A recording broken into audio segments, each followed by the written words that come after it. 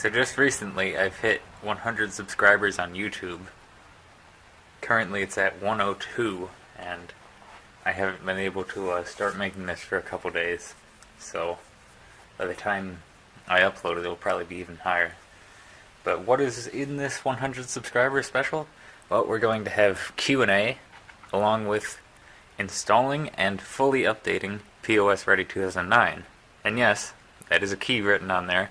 Since it doesn't have activation and can be found like anywhere on the internet, I don't think there's any danger of me just having it here out in the open. The first thing we gotta do is turn this computer on, of course. Well, plugging it in might help.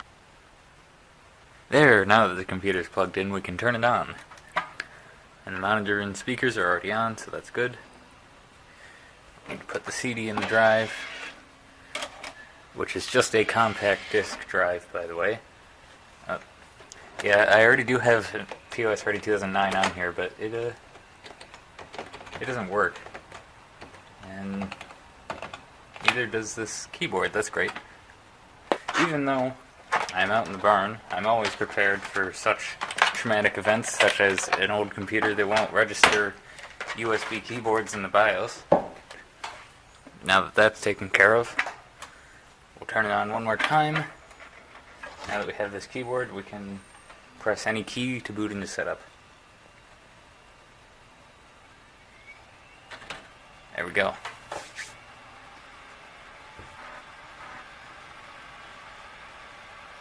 So yeah, once this gets installing, I figure that's when I'll do the question and answers. But over the past few days, I've been asking my Discord server members if they have any questions that they want me to answer in this video. But yeah, I do have POS Ready 2009 on here already, but due to some incompatible updates which I wasn't being careful about, it sort of broke and the Windows installer service doesn't work anymore. And I've tried lots of things to fix it, but I have not been able to.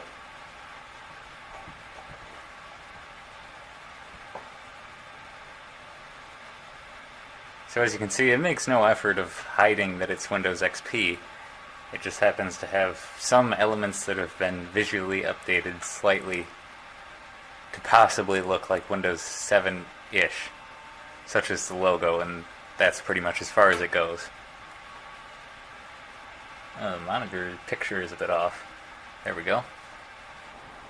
And we don't need to press any key for a command prompt. Now, this pre-installation environment is a lot better than on a standard XP, I must say, because it's like you can get a command prompt a lot more easy. I do believe it actually supports SATA, but that's nothing of concern for this computer. And it's just a lot easier to work with because it's not text mode. Well, there are some graphic mode places in the Windows XP setup, but this is entirely graphic mode. So, because we're not fancy, we'll have to go with the interactive setup. And yes, the product key, which is most conveniently written on the CD, which, jeez. Oh, that's handy.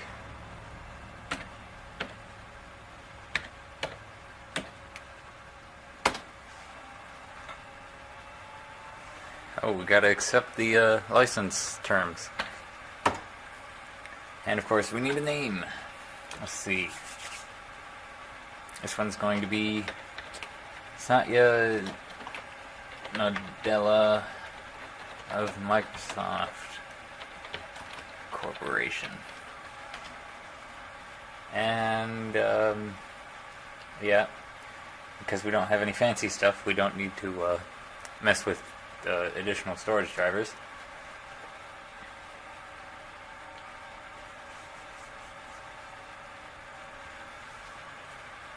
So let's see, this is Windows 95, so we'll leave that alone.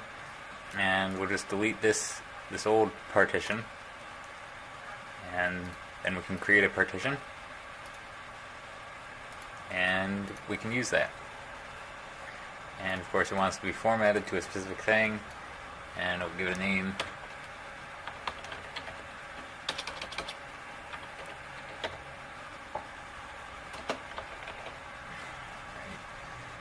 Letter C, yes. Alright.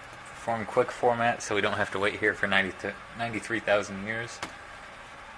Now, if you didn't notice, this hardware that we're installing onto is a Pentium 3 at 1.1 gigahertz. We have 512 megabytes of RAM, and as you saw, a 20 gigabyte hard drive and a 7 gigabyte hard drive. So here's where you can set your locale and all that stuff.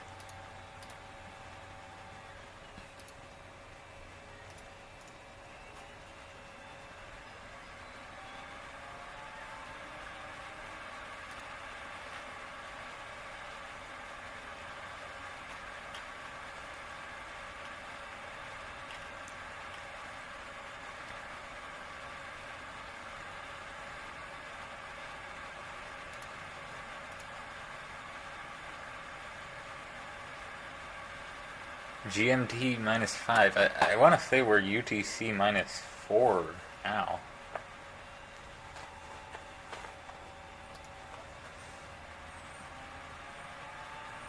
I don't know if GMT is still a thing, but they seem to be moving away from it. And since I don't really care, we'll just go with typical installation. And of course we need a computer name, but I'll worry about that later. And we need a password that meets their ridiculous requirements. I always change it later to an easier to deal with password, since this is not in an environment where it really needs to be especially secure. And then TCP/IP settings, you just normally leave that as it is, unless you're fancy, which you probably aren't. Just assuming there. No offense if you are. And then work group is what I normally use, so that's fine. Uh-oh. And here we can review our information. And then we can install. And that's that. So I guess now is about the time when I can start the question and answers here. Alright, so the first one, I don't know how clear that is, but the first one is LH11 asks, what about a collab? Well, my response to that would be possibly. I'm definitely not going to rule anything out. Not right now, I would say, but I'm open to it. LH11 SNS question, which is, how do you meet Nogis, which is another user in my forum, if you didn't know. And the answer to that is, we're both users on MSFN, and then I guess he found the link to either my YouTube or my Discord, and came into the Discord that way. Since the revival of my server, he was actually the first member, if I remember correctly. The next question is also by LH11. Why is your channel name i430VX? And the answer to that is just sort of random. It's a chipset in a computer, the Packard Bell, that I just recently made a video on, and I heavily hinted that was what it was about, but just sort of choosing that was pretty random in itself. I swear we'll get to questions by not LH11 eventually, but the next one is also by LH11. What is the oldest computer that you own? The answer is a Compaq Presario 1065 from 1996. It still works, and the battery still holds a charge for about 2 hours, amazingly. Alright, the next question is from WinClient5270, and he asks, how did you meet that one guy that likes Windows Vista so much? And he's referring to himself there.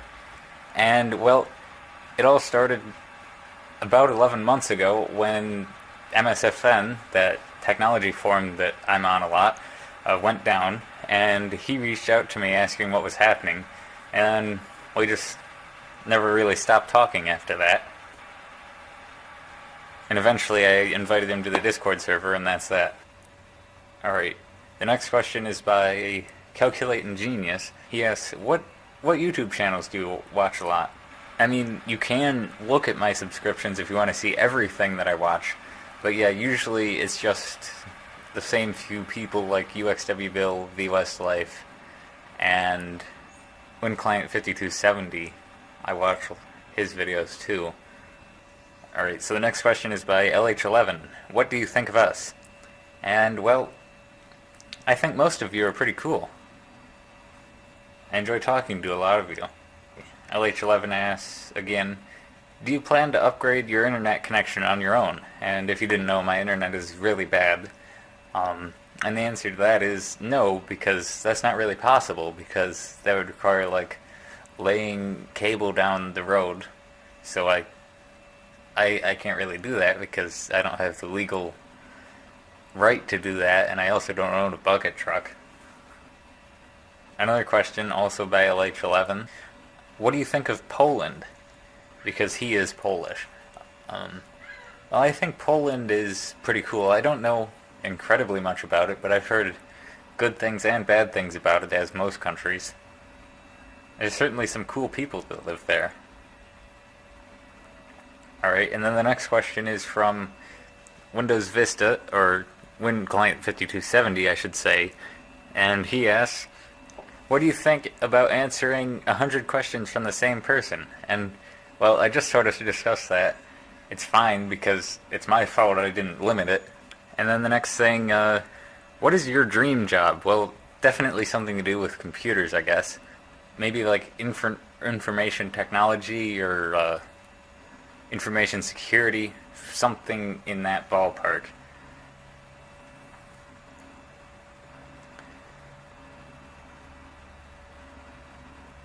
And the next question is also by LH11 again, and he asks, which character from which video game is your favorite?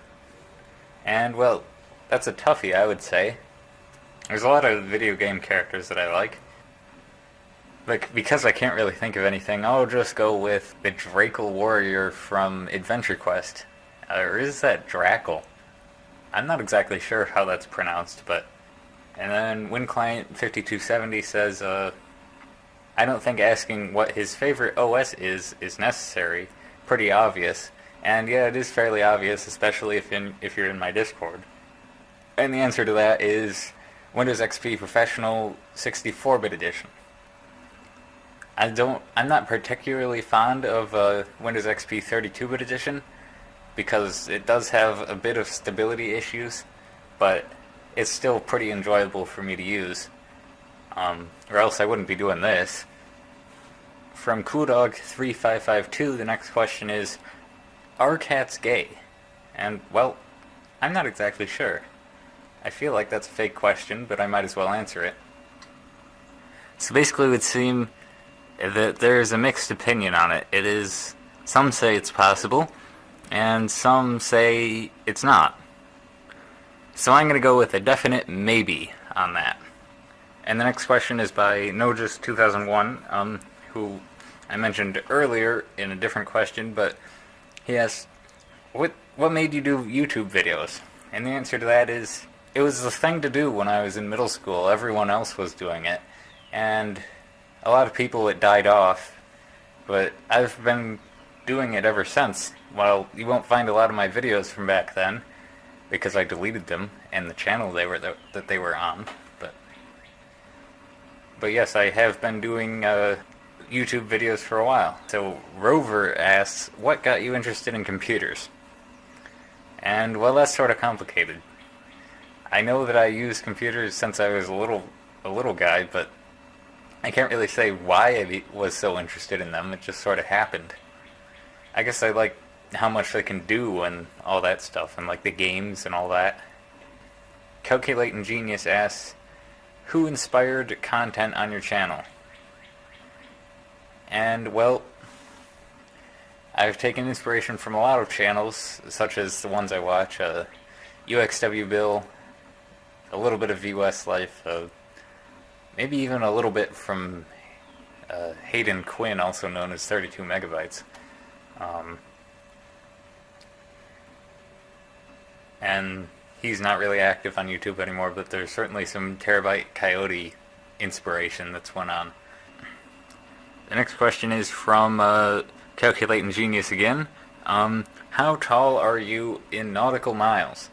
And well, the answer to that is, I don't know. Okay, so I am 6 foot 0 inches tall. Well, I am 6 foot 0 inches tall, so that means that I am 0.000987747, it goes on for a while, nautical miles tall. An interesting question, but now you know. The next question is by someone new. Looking for a way out asks, what do you think of the hidden potential the P6 architecture has? And if you didn't know, that is the architecture that the Pentium 2 and Pentium 3 are based on. And well, I'll say it had and still has a lot of potential for a lot of uses. For example, this computer is Pentium 3, and it's copper mine, and it still is capable of a lot of things, like checking email and maybe a little bit of non-intense graphical design. Not quite watching. Well, actually, yeah, you could watch movies on it, but nothing HD.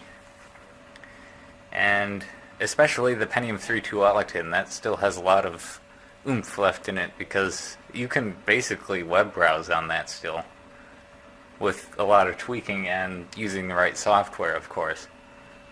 And of course, the Pentium 3 architecture was used for the basis of the Pentium M, which existed in the Pentium 4 era as the better mobile processor, as opposed to a mobile Pentium 4, which basically was just a small furnace. That was based on the Pentium 3, and so was the Core 2 Duo, and I guess you could say as far as I know, the later generations were based on the Core 2 Duo, which is based on the Pentium 3. So, yeah, NetBurst architecture just sort of died, but the Pentium 3 lives on in that sense. Kudog3552 asks, what is your relation with Kudog3552? Well, the answer to that is, he's my friend and I know him in real life. Sealorx asks, for the final question that's been posted thus far, is this the A channel, but with Q2? And the answer to that is no, this is for questions and answers. But the A channel is just for A. Once again, I'm not exactly sure how clear that is, because my camera does not like to change focus while recording, and I don't think it's worth stopping for. Thank you for watching, and I'll catch you again in the next video.